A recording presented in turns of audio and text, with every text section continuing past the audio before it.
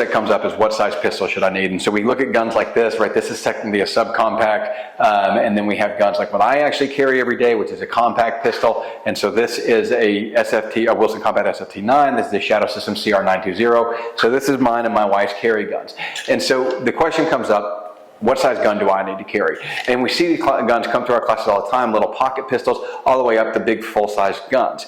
And so the larger the gun, generally the more accurate it's going to be at those distances, the more capacity you're going to get. And as we get smaller, they get less capacity, they're less accurate at distances, they're harder to shoot and harder to hit with.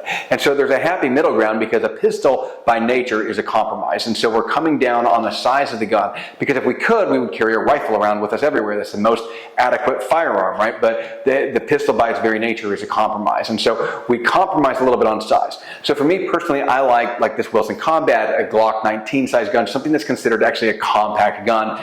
Those are actually good size duty guns. Even in Afghanistan, we used Glock 19s, not Glock 17s, because that little bit shorter sight radius actually makes for faster sight alignment. That's something that people don't consider, and they're perfectly adequate at distances and at ranges, because I can very easily shoot out 35 meters plus with the Glock 19 size gun, and even at that, you can shoot out and do 100-meter shots with a Glock 19. It's perfectly within the capabilities. Does that mean you're going to be bullseye groups? No, but you can hit a man-sized target at 100 yards. And again, that's a practice in fundamentals. There's no reason to do that, or very few reasons to do that in a real-life engagement. And so that's not really what we're training for.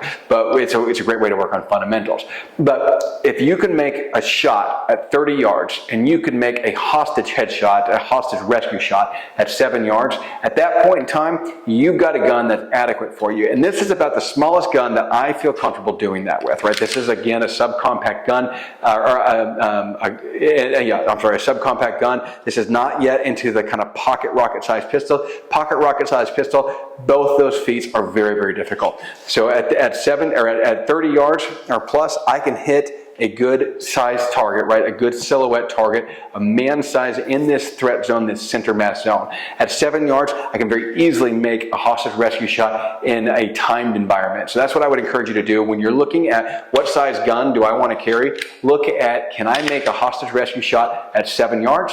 Can I make a 30-yard shot with this firearm? Because those are really the extent of what we can see in even law enforcement engagements, but civilian engagements. That's generally what we would see as the extent of where a pistol is going to be used. Past that, yeah, sure, there's oddities out there, and there's anecdotal incidents out there where things have gotten really weird, like that Texas police officer that shot a guy in the neck from like 100 yards with his 40 cal. This was Smith & Wesson, I think. Anyways, those are rarities. Those are things that are outside the norm. We're building this for what we're most likely to see inside that gunfight, and so that's why I want to look at this size gun. It would be about the smallest I would go. I choose a little bit larger gun just because it's more comfortable for me, and it's the gun that I'm more familiar with because it's what I shoot in competition. So take that for what it's worth, guys, but really look at your firearms and what your capabilities are with it. A lot of people want to carry things like a snub-nose revolver. Again, both those type of shots are very difficult to make with a snub-nose revolver. So there's a time and a place for those smaller pistols, but that time and a place is not necessarily what we want to train for. It's not a rarity, but it's not necessarily what we want to train for. We need to train for the most likely course of action as well as the most dangerous course of action. Make sure and like and subscribe to the channel, guys. I really appreciate y'all watching. We'll check on you later.